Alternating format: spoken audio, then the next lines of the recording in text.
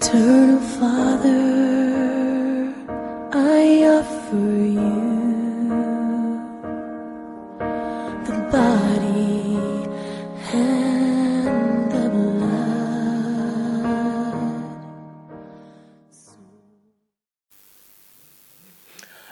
Nashukuru Mungu sana, mpendwa msikilizaji na mtazamaji wangu asubuhi hii ya leo, kwa fursa nzuri ambayo mimi pamoja na wewe tumepata pamoja ili tusikie neno la Bwana na tushukuru Bwana pamoja ambaye ameniwezesha niingie katika studio hii.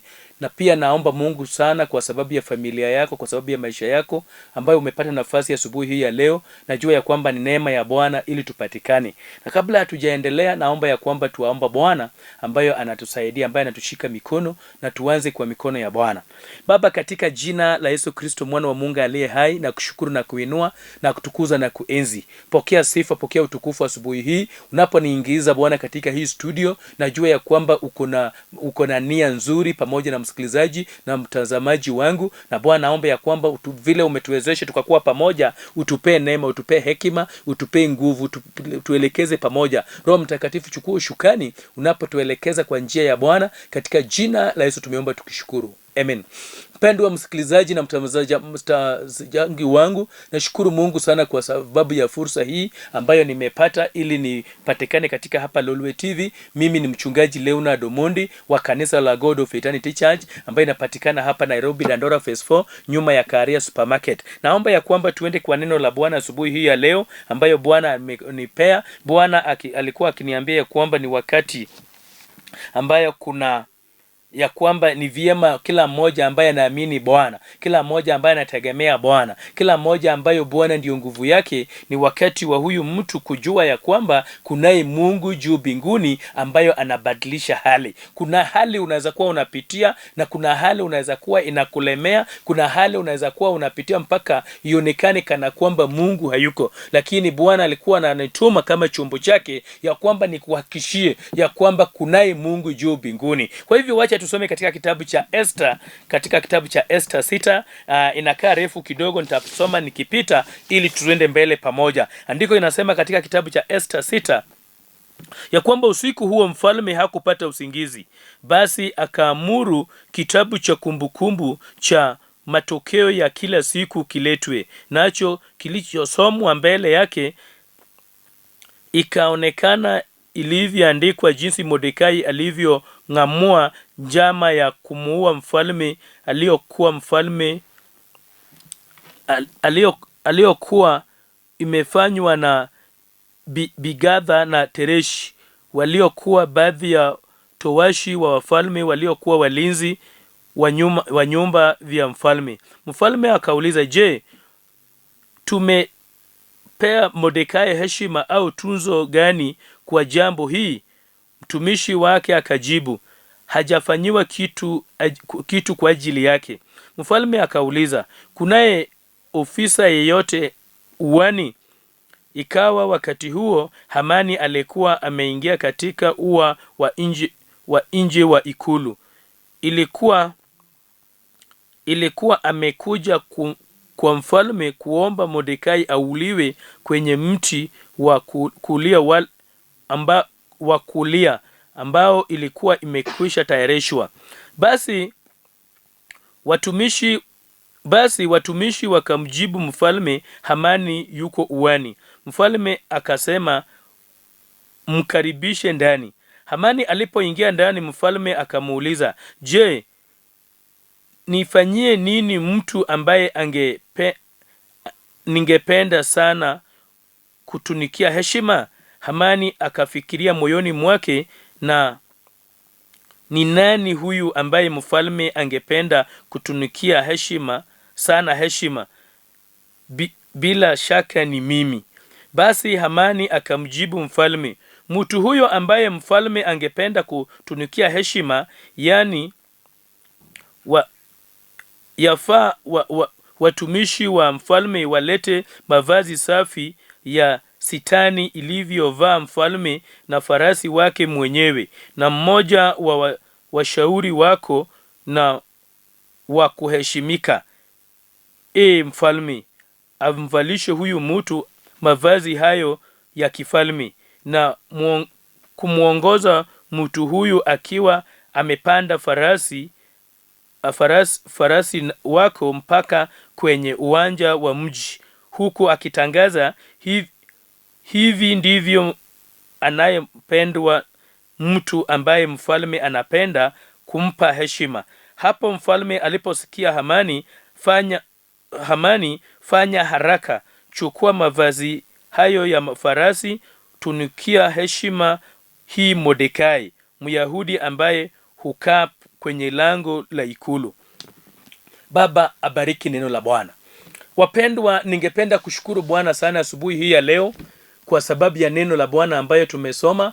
Bwana anasema ya kwamba hata kama unapitia hali gani, hata kama unapitia vita gani, hata kama unapitia hali ambayo kwako unashangaa kama Mungu ako pamoja na wewe, lakini Bwana amenituma niwe chombo nikuambie ya kwamba Bwana anataka kutunikia heshima yeyote ambayo amefanya kazi mzuri. Unaweza kuwa umefanya kazi mingi, unaweza kuwa umefanya kazi mingi sana katika ufalme, katika nyumba ya Bwana, katika jamii unayoishi. Unaweza kuwa umeomba sana, lakini unashangaa vile unazidi kuomba ndio unazidi kusaulika, vile unazidi kufanya mambo mazuri ndio unazidi kusaulika, vile unazidi kutenda mema ndio unazidi kuishi maisha mabaya, vile unavyoishi kutendea watu vitu vizuri ndio maisha yako inakuwa maisha ambayo unashangaa kana kwamba hujui Mungu. Lakini asubuhi ya leo Bwana amenituma niwe chombo kwako na kwa maisha yangu, ni kuelekeze mpendwa ya kwamba Mungu anayekujua, Mungu anayekuita, Mungu ambaye unatumikia, Mungu ambaye unatambua, Mungu ambaye unangoja kwake, Mungu ambaye unakuwa unamwabudu kila mara, ni Mungu ambaye kila jambo ambayo umefanya huwa anaandika, huwa inakuwa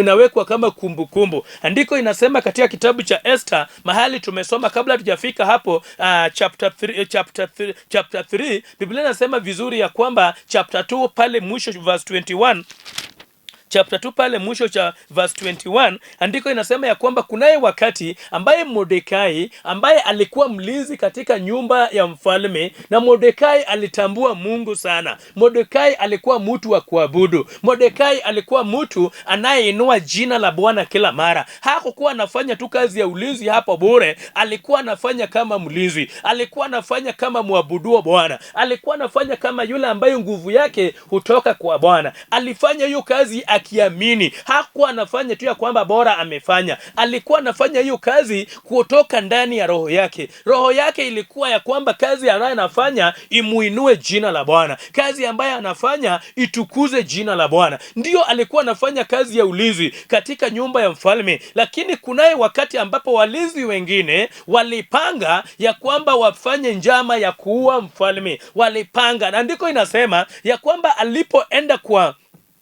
walipoleta ripoti kwa Esther ambaye alikuwa mke wa mfalme, alipoleta ripoti kwa Esther, Esther akapeleka ripoti kwa mfalme ya kwamba kuna njama ya kuua mfalme. Na inasema ya kwamba uchunguzi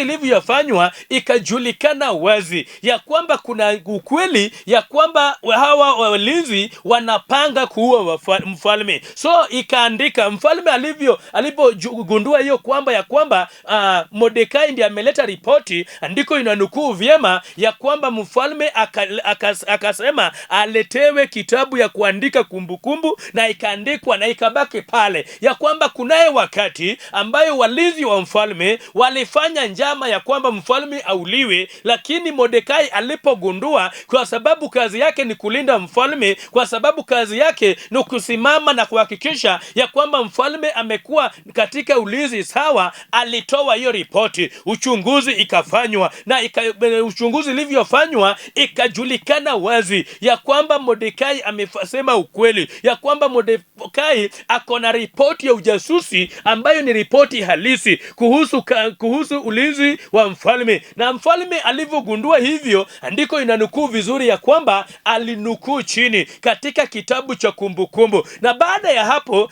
chapter 3 naongea ya kwamba baada ya ya hapo, Mordekai hakuinuliwa, Mordekai hakupewa promotion. Mordekai alibaki kuwa mlinzi katika mlango ya mfalme. Mordekai alibaki katika maisha yake ya kawaida. Mordekai alibaki tu pale pale. Mordekai alibaki tu akiwa bado mlinzi wa kawaida, lakini hakukaa kuwa kawaida machoni pa Mungu. Kazi ambayo alikuwa amefanya ni kazi ambayo ilikuwa ya dhamana. Maombi ambayo alikuwa naomba ni maombi ambayo ni ya nguvu. Maombi ambayo alikuwa naomba akiwa hapo kama mlinzi haikuenda bure. Andiko inanukuu ya kwamba Mordekai akaleta ripoti, lakini promotion hakupewa, kuinuliwa hakuinuliwa. Ndio alitoa ripoti ya kweli, ndio alifanya kazi sawa, ndio alifanya kazi ambayo wengine walikuwa napanga njama mbaya, lakini hakuinuliwa. Promotion ilienda kwa Haman, lakini aliyeleta ripoti sawa sio Haman. Promotion ilienda kwa Haman, lakini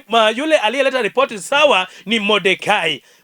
Bwana Yesu ainuliwe. Unaposikia hii, yule ambaye anafanya kazi mzuri, unaweza kuwa unafanya kazi mzuri, unaweza kuwa unasaidia watu sana, unaweza kuwa unaomba sana, unaweza kuwa wewe hali ambayo uko nayo unatumikia watu sana, lakini huinuliwi, lakini unabaki tu pale pale. Nimekuja nikuambie nini mpendwa asubuhi ya leo, ya kwamba fanya hiyo, endelea kufanya hiyo kazi. Yule ambayo ako na rekodi, aliyenukuu chini ni mfalme mwenyewe, lakini hakuinua Mordekai. Lakini Haman ambaye hakuna kazi mzuri alifanya, Haman ambaye anachukia Mordekai na Wayahudi, ndio aliinuliwa juu.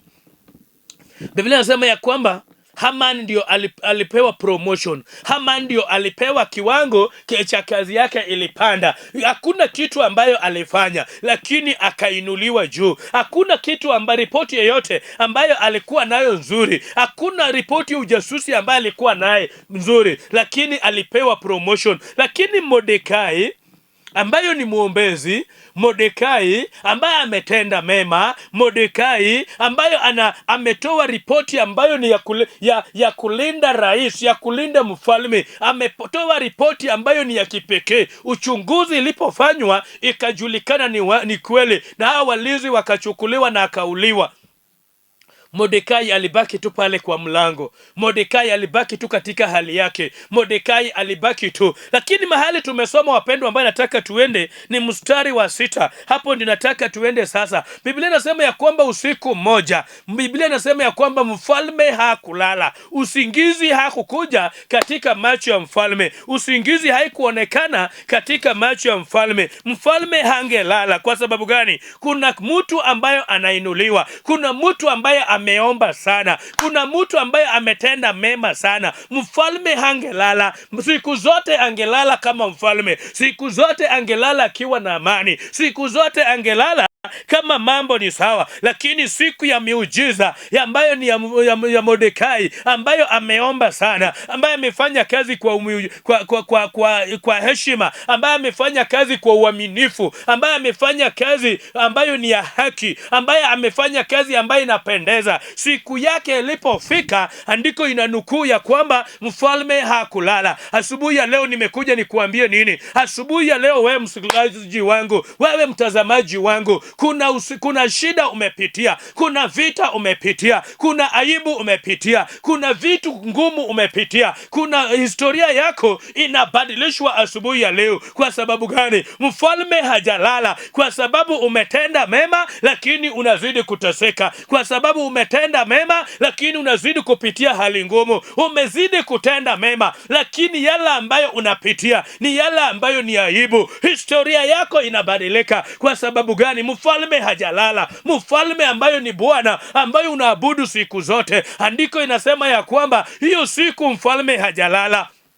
Hayo ndio ripoti ambayo niko nayo asubuhi ya leo, ya kwamba Mungu ambayo unamwabudu, huyo Mungu usiku wa leo hajalala. Ameandika ripoti zote ambayo, kazi zote ambayo umetenda, kazi zote ambayo umetenda, vile umesaidia watu maskini, vile umesaidia kazi ya Mungu, vile umeabudu Bwana kwa uaminifu, vile umekuwa unatenda hizo kazi zote. Kuna yule aliyekuwa anaandika ripoti na kumbukumbu inaletwa. Andiko inasema ya kwamba Mordekai akaleta ripoti, lakini akabaki kwa position yake, akabaki kwa mlango kawaida. Yeye ni mlinzi ambayo watu wamemdharau, yeye ni mlinzi ambayo watu wanapomuona hakuna kitu kizuri ndani yake. Lakini Haman ambayo hakuna kazi mzuri amefanya, Haman ambayo hajaomba Bwana, Haman ambayo ni mtu ambayo ni mbaya, Haman ambayo ni mtu ambayo anachukia Wayahudi, Haman ambaye amechukia Mordekai, Haman ambaye anataka Mordekai atolewe kwa milango, Haman ambayo anawazia Mordekai vibaya, ndio ameinuliwa. Mpendwa, nimekuja nikuambia nini? Una uwezekano ya kwamba kuna watu ambayo wanakuchukia, kuna uwezekano ya kwamba kuna watu ambayo hawakutakii mema, kuna uwezekano ya kwamba kuna watu ambayo wamepiga vita na wewe sana, lakini unaona wanainuliwa. Wewe ambaye unazidi kuomba, unaona kama hali yako inabaki ile ile. Wewe ambaye unazidi kuomba, unaona kama vita zako zinaongezeka. Lakini leo hii nimekuja na ripoti nzuri ya kwamba kunaye Mungu juu mbinguni ambayo anabadilisha hali. Kunaye Mungu ambayo halali wala hazinzi. Kunaye Mungu ambayo halali. Kunaye Mungu ambayo anakutazama kazi nzuri ambayo umefanya. Mpendwa, nimekuja nikuambie nini? Unaweza kuwa unafikiria ya kwamba hakuna mtu huwa anaongea vizuri kuhusu matendo yako. Hakuna mtu huwa anasema ya kwamba umetenda. Pastor wako anaweza kosa kusema, wachungaji wako, wazee wako, wazazi wako wanaweza kosa kusema vitu vizuri ambayo unatenda. Jamii yako wanaweza kosa kuona matendo yako mazuri. Lakini nimekuja nikuambie ya kwamba kila matendo unayotenda, kila kitu zuri unayotenda, kila kujitolea unayojitolea, kila kazi nzuri unayotenda, kunaye yule ambayo akona ripoti. Watu wa jamii yako wanaweza kosa kuandika ripoti yako vizuri. Marafiki yako halisi wanaweza kosa kuandika ripoti mzuri kuhusu maisha yako, kuhusu yale umetenda. Watu wanaweza kosa kukushukuru kwa kazi nzuri unayotenda. Lakini mimi nimekuletea ripoti ya kwamba kila kazi unayofanya kunaye yule aliye na ripoti. Kila kazi unayofanya kunaye yule ambayo anaweka kumbukumbu.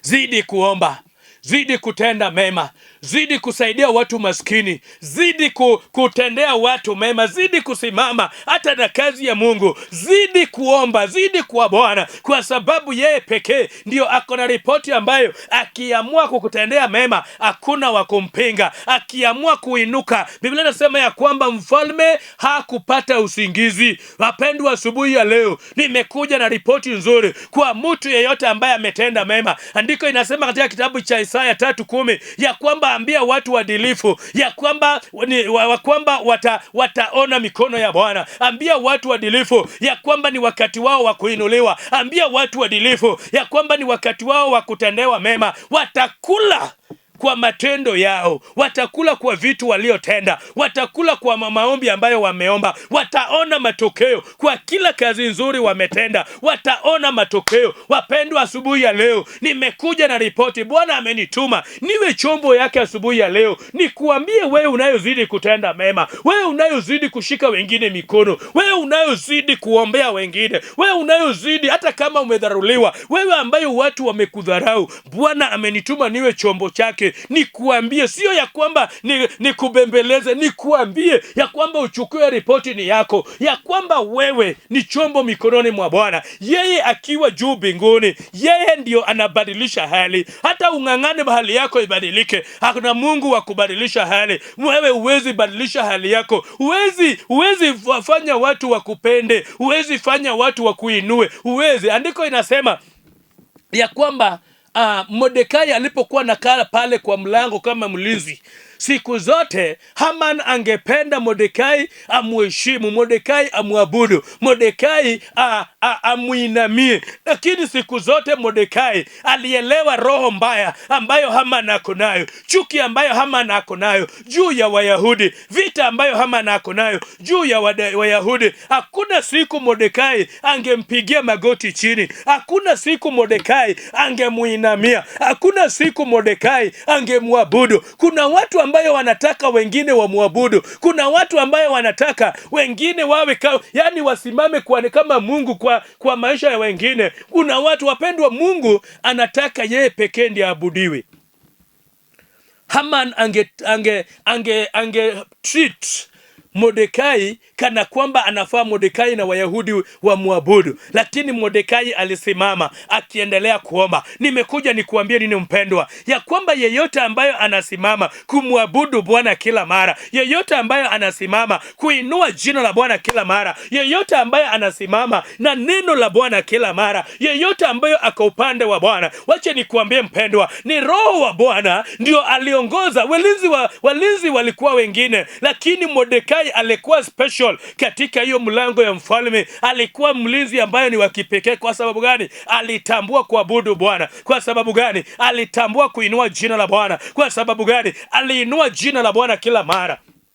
Nimekuja nikuambie ya kwamba Haman alikuwa na nia ya kuhakikisha kwamba Wayahudi na Mordekai alikuwa kama stumbling block kwake. Mordekai alikuwa chukizo hata kwa sababu ya alikuwa chukizo kwa sababu ya Naaman kukuwa hapo, lakini Haman aliendelea. Haman hata kama yeye ndio ameomba, yeye ndio ameleta ripoti, lakini hajainuliwa, alibaki pale kwa maombi. Nimekuja nikuambie ya kwamba maombi ambayo umekuwa ukiomba, hata kama watu wanakuchukia, wache nikuambie mpendwa, kuna wale ambayo wamechukia tu vile umeumbwa, kwa huku kuwa ukiumbwa. Kuna wale ambayo wakiona sura yako, hiyo sura yako imewachukia tu. Kuna wale ambayo wakiona size yako, hiyo size imewachukia tu. Kuna wale ambayo ukipiga magoti chini kuomba wanachukia tu. Kuna wale ambayo ukisaidia wengine wanachukia tu. Wako kila mahali, wako katika kila familia, wako katika kila jamii, wako kanisani, wako kila mahali. Watu ambayo wanakuchukia hawatakosekana.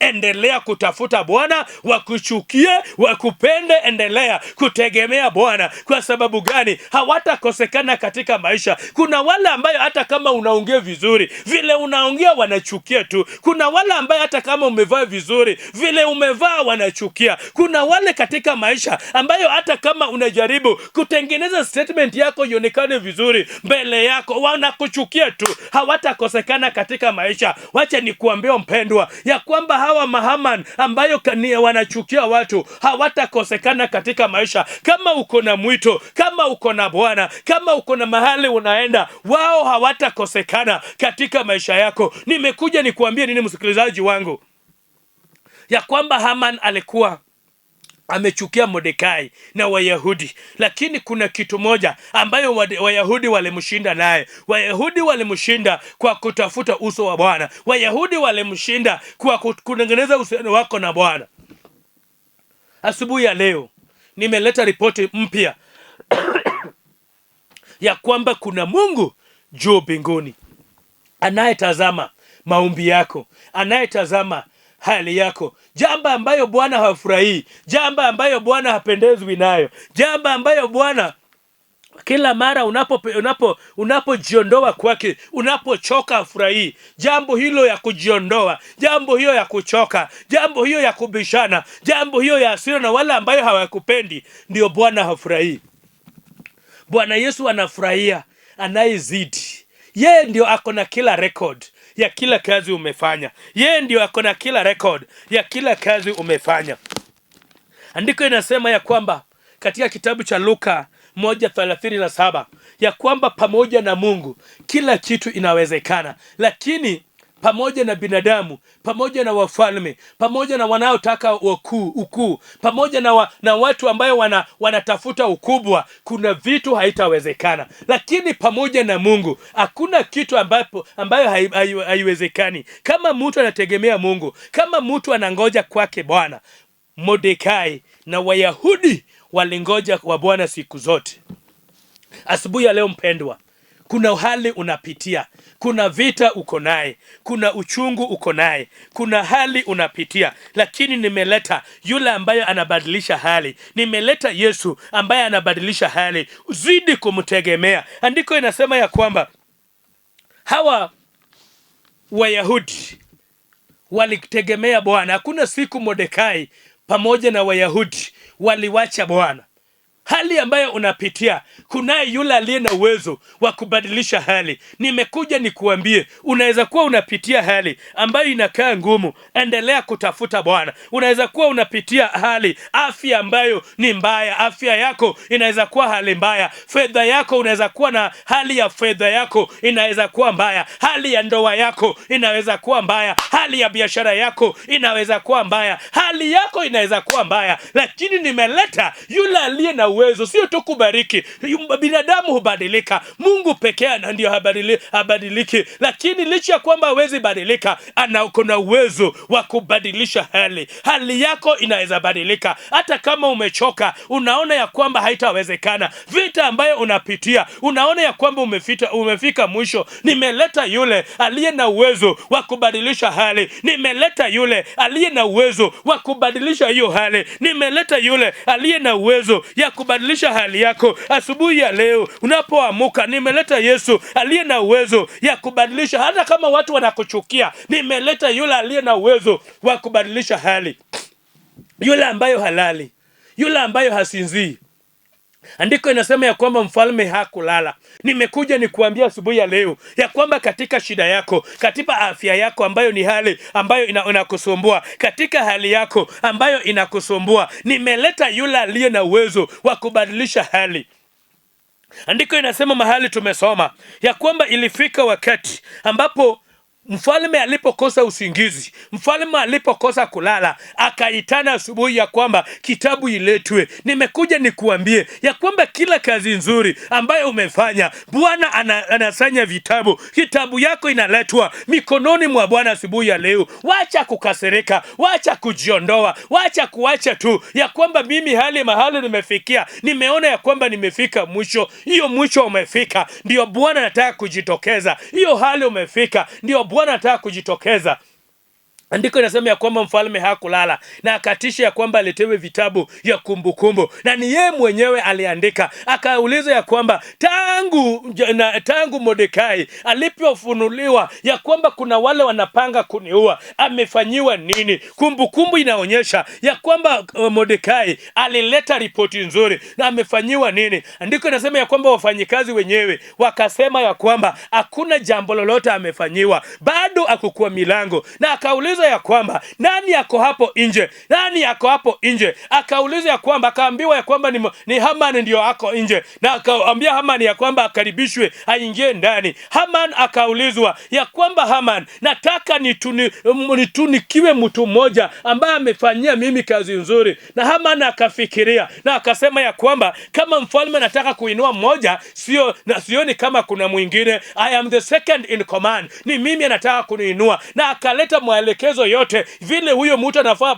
avalishwe mavazi ya mfalme, na awekwe kwa mafarasi ya mfalme, awekwe kwa magari ya mfalme, awekwe kwa anazungushwa, atangazwe katika mji yote. Na mfalme akamuuliza, akamwambia ya kwamba, Haman, umesema sawa, vile umesema nataka ujitokeze na uhakikishe ya kwamba hapo kwa milango kuna Mordekai, umfanyie vile umesema, usiwache hata kitu kimoja. Mpendwa, asubuhi ya leo nimekuambia ya kwamba maadui zako wamekuwa wakipanga kinyume na maisha yako na ndoa yako na biashara yako na mwito wako, na umevumilia ya kutosha. Uvumilivu wako imefika kwa mikono wa Bwana. Maombi yako imefika kwa mkono wa Bwana. Yale ambayo umetenda imefika kwa mkono wa Bwana, na Bwana hajalala, na ameamurisha maadui zako ambayo wanapanga kukuua, ambayo wanapanga kunyamazisha, ambayo wanapanga kukuaibisha, ambayo wanapanga kudunisha.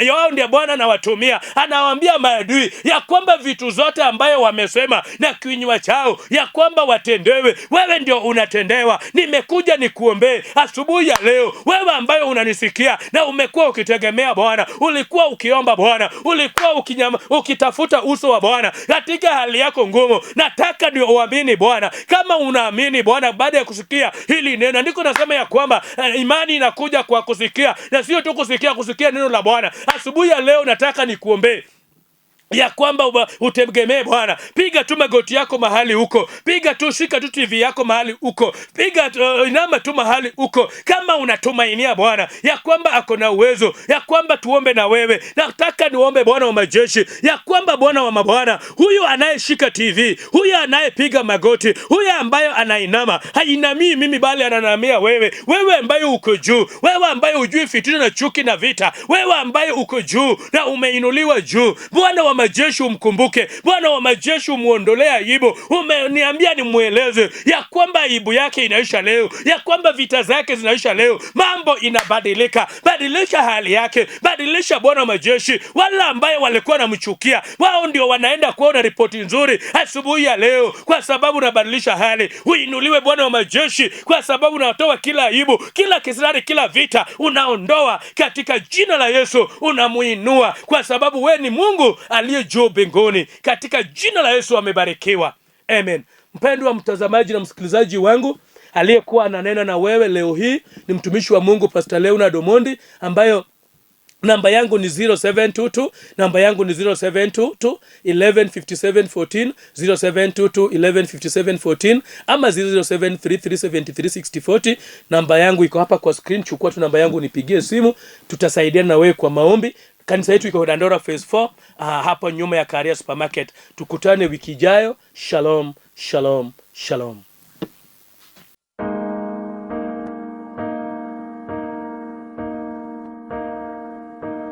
Eternal Father, I offer you